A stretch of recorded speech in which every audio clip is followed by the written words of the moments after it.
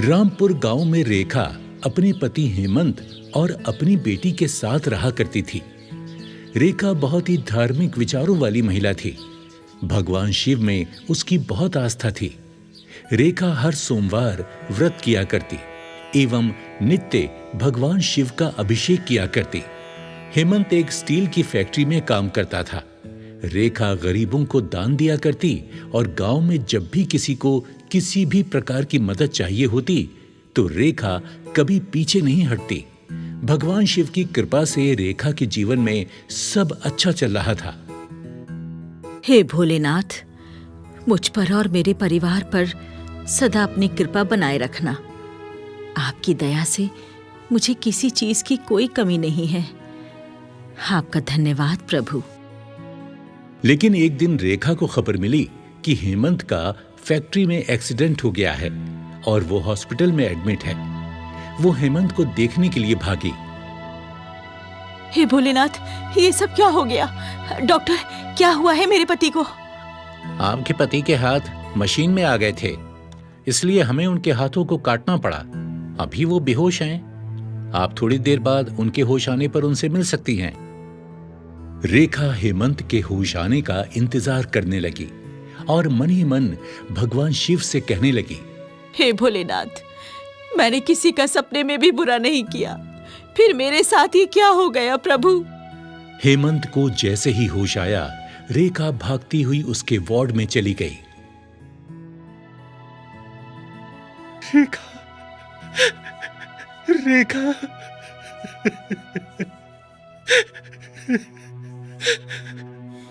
मेरे हाथ, मेरे हाथ, ये क्या हो गया रेखा? इससे तो मैं मर ही जाता तो अच्छा होता।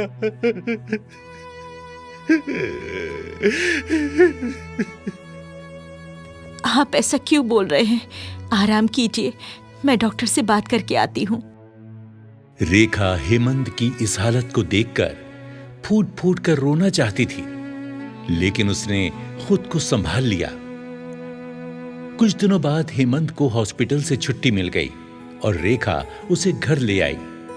रेखा और हेमंत की बेटी भी हेमंत को इस हाल में देखकर बहुत दुखी थी। हेमंत के दोनों हाथ कट जाने से घर के हालात दिन प्रतिदिन खराब होने लगे, लेकिन रेखा ने अपने ऐसे मुश्किल दिनों में भी अपने धार्मिक नियम नहीं तोड़े। पहाड़ जैसे दुख भी रेखा की भक्ति को हिला नहीं पाए। घर में पैसों की तंगी थी, इसलिए रेखा ने घर में ही सिलाई बुनाई का काम शुरू कर दिया। अब इसी काम से रेखा को हेमंत और अपनी बेटी को पालना था।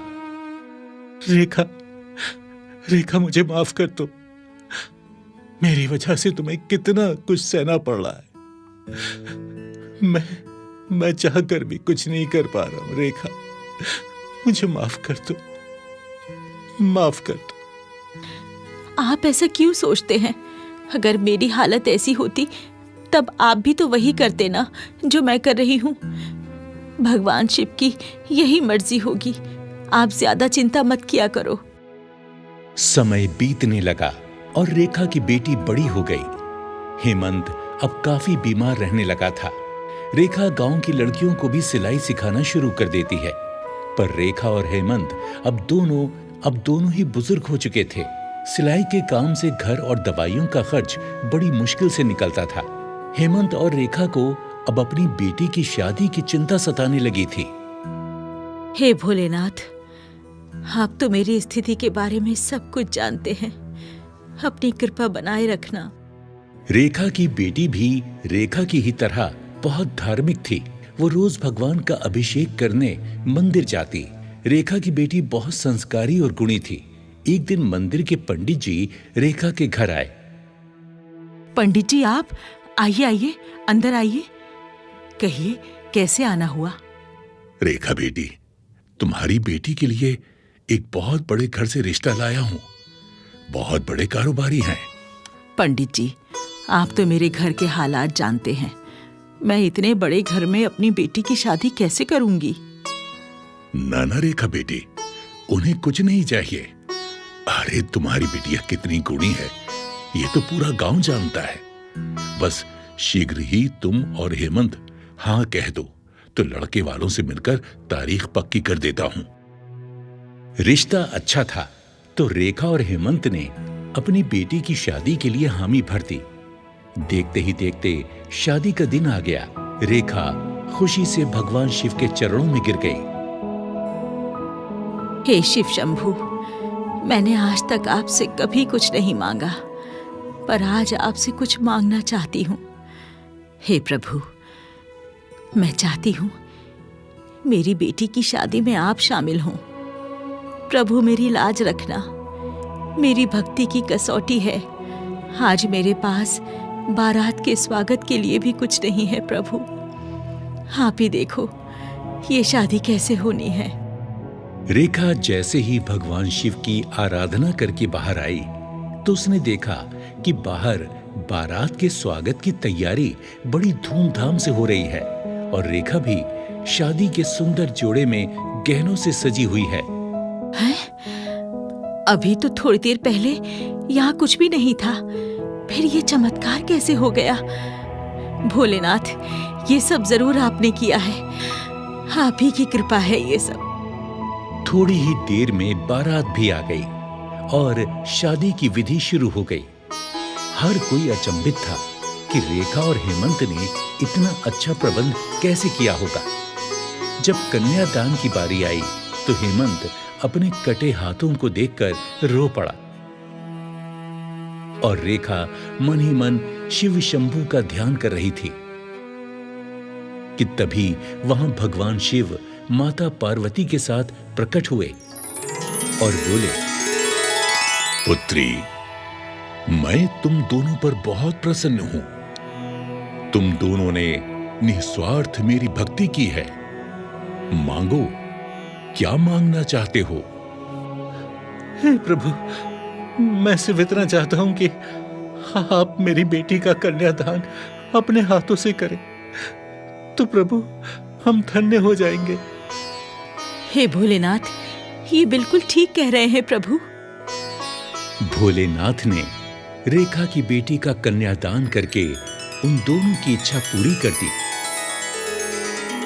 रेखा और हेमंत की बेटी का कन्यादान मां पार्वती और भोलेनाथ के हाथों से हुआ। बारात की आवभगत में शिव जी के आशीर्वाद से कोई कमी नहीं रही। शादी बहुत ही अच्छे तरीके से संपन्न हो गई। मां पार्वती ने रेखा और हेमंत का भोलेनाथ पर अटूट विश्वास देखकर हेमंत के हाथ पुनः ठीक कर दिए और उन्हें आशीर्वाद देकर दोनों अंतर्ध्यान हो गए। कहते हैं, अगर हमारी आस्था सच्ची है और विश्वास सच्चा है तो ईश्वर हम पर अपनी कृपा दृष्टि बनाए रखते हैं। रेखा ने हमेशा दूसरों की सहायता की, कितने कष्ट उठाए, लेकिन उसने हमेशा भगवान के प्रति अपनी श्रद्धा को कम नहीं होने दिया और भगवान ने उसे उसी की इस भक्ति का फल भी दे दिया।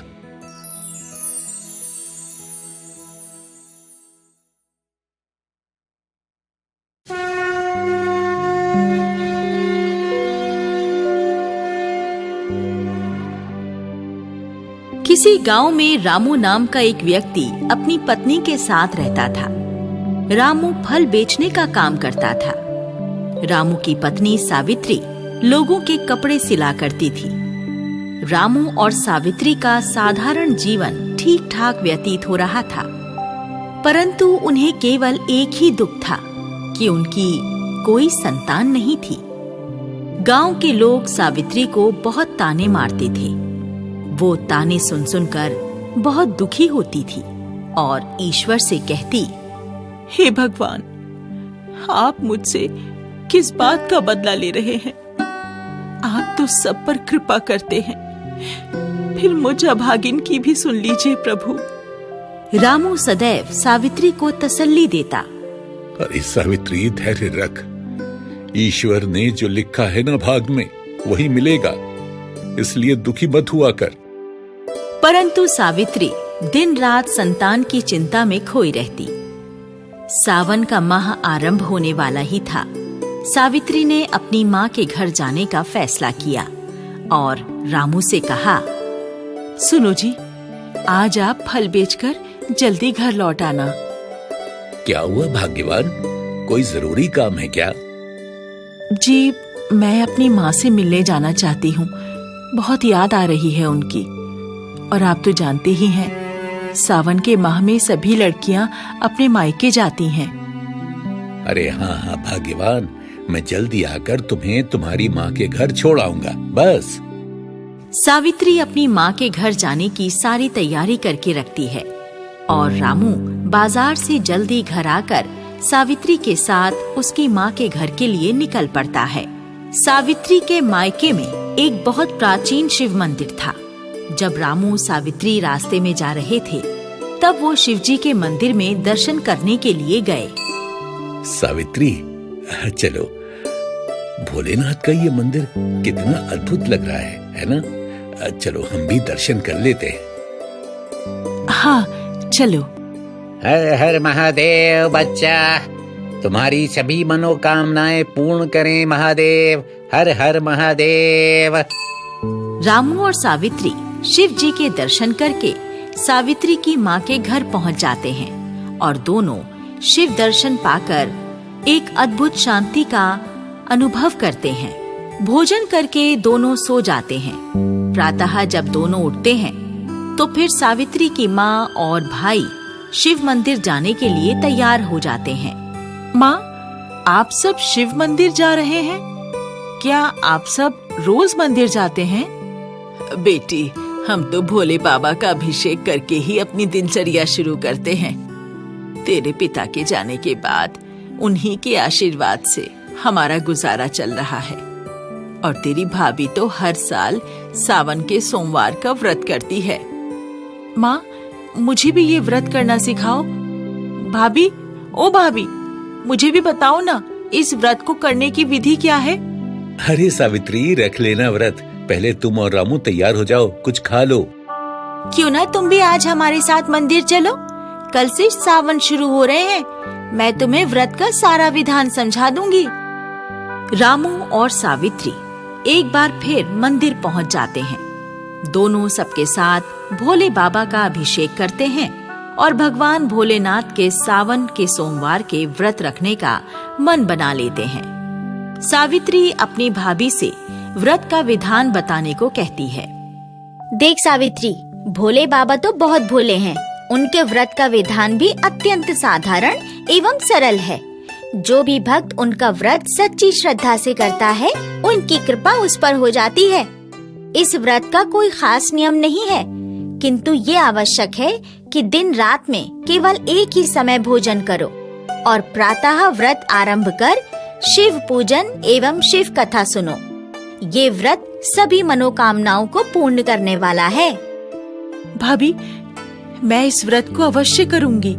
सावित्री, मैं भी तुम्हारे साथ सावन के सोमवार का व्रत पूरे विधि विधान से करूंगा। क्या पता भोले बाबा हमारे भाग्य की रेखा पर तरस खाकर उसे बदल दे। हमें संतान का सुख मिल जाए। दोनों मिलकर सावन के पहले सोमवार का व्रत रखते हैं।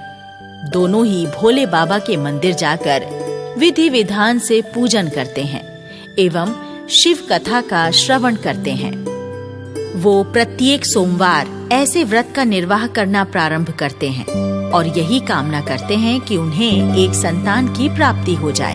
दोनों के भक्ति भाव देखकर पार्वती जी शिव जी से कहती हैं, स्वामी, ये दोनों आपकी भक्ति कितनी श्रद्धा से कर रहे हैं। आपको इनकी मनोकामना पूर्ण करनी चाहिए। तभी वहाँ नारद मुनि आ जाते हैं और कहते हैं, नारायण नारायण। माँ पार्वती और भोले बाबा को नारद का प्रणाम। कहो नारद, कैसे आना हुआ? नारायण नारायण। प्रभु, मैं आपकी आज्ञा से सावित्री और रामू की परीक्षा लेना चाहता हूँ। इससे ये सिद्ध हो जाएगा कि वो आपके वरदान के योग्य है भी या नहीं। हाँ प्रभु, अगर नारद मुनि आपके भक्तों की परीक्षा लेना चाहते हैं तो ठीक है। नारद मुनि सावित्री और रामू की परीक्षा लेने के लिए पृथ्वी पर पहुंच जाते हैं। रामू और सावित्री का सावन का आखिरी व्रत होता है। दोनों पति पत्नी अपने व्रत का उद्यापन करने मंदिर जा रहे होते हैं और नारद मुनि एक ऋषि के भेष में उनसे मिलने पहुंच जाते हैं। अरे सावित्री और रामू, कहाँ जा रहे हो भाई? अरे उस वैरागी को मनाने मत जाओ, तुम्हें कुछ प्राप्त नहीं होगा। मेरी शरण में आओ, मैं तुम्हें संतान प्राप्ति की एक ऐसी पूजा बताऊंगा कि तुम्हारा सपना सत्य हो जाएगा। महाराज, आपने हमारे नाम कैसे जाने और हमारा उद्देश्य भी बिना बताए जान गए? कौन है प्रभु आप? हाँ महाराज, बताने की कृपा करें और ये भी बताएं कि आप हमें हमारे भोले बाबा के पास जाने से क्यों रोक रहे हैं? क्योंकि मैं जानता हूँ एक मूर्ति तुम्हें कुछ नहीं दे सकती, किंतु मैं अपनी शक्ति की विद्या से तुम्हारा सपना साकार कर सकता हूँ। रामू और सावित्री पहले तो बहुत सोच विचार करते हैं, फिर ऋषि से कहते हैं, ऋषिवर, हमें क्षमा करें, हम भोले बाबा के नाम का व्रत कर रहे हैं। अगर उन्हें कृपा करनी होगी, हमें संतान अवश्य प्राप्त होगी। हम और किसी की पूजा नहीं कर सकते। अरे मैंने तुम्हें बताया ना कि ये बैरागी तुम्हें कुछ नहीं दे सकता। तुम व्यर्थ ही इसकी पूजा करके अपना समय बर्बाद कर रहे हो। मेरे द्वारा बताए गए उपाय करोगे तो फिर देखना क्या चमत्कार होता है। ऋषि महाराज, हमारे भोले बाबा वैरागी अवश्य है, परंतु वो अपने भक्तों पर दया अवश्य करते हैं। हाँ, हम पर वो अपना आशीर्वाद जरूर बरसाएंगे और बाकी हमारा भाग्य है। महाराज, आपको कुछ देना ही है तो अपना आशीर्वाद दीजिए कि हम अपना व्रत पूरा कर सकें। ऋषिवर, आज्ञा दें, हमें देर हो रही है। हम तो केवल भोले बाबा का व्रत पूर्ण करना चाहते हैं। उनकी भक्ति करना ही हमारा धर्म है। इतना कहकर रामू और सावित्री शिव मंदिर चले जाते हैं। नारद मुनि उनका शिव में अटूट विश्वास देखकर प्रसन्न होते हैं। माँ पार्वती और भोले बाबा दोनों को आशीर्वाद देने मंदिर में प्रकट होते हैं। मैं तुम दोनों से अति प्रसन्न हूँ। तुम्हारा अटूट विश्वास सराहनीय है। माँ पार्वती, आपने हमें धन्य कर दिया। अपने दर्शन देकर आपने हमें धन्य कर दिया प्रभु। हमारा आशीर्वाद है, तुम्हें शीघ्र ही संतान की प्राप्ति होगी। तुम्हारी संतान अत्यंत प्रतापी होगी। इतना कहकर दोनों अंतर्ध्यान हो जाते हैं और इस प्रकार रामू और सावित्री को जो शिव महिमा पर विश्वास था वो सत्य हो जाता है। कुछ दिनों बाद सावित्री गर्भ से हो जाती है और 9 महीने बाद उसे पुत्र रत्न की प्राप्ति होती है। वो अपने पुत्र का नाम शंभू रखती है। अब रामू और सावित्री की भक्ति एवं उनके व्रत पश्चात पुत्र प्राप्ति की प्रसिद्धि सारे गांव में फैल जाती है। आगे चलकर उनका पुत्र प्रतापी एवं शिव भक्त बनता है और दोनों सुखमय जीवन जीते हैं।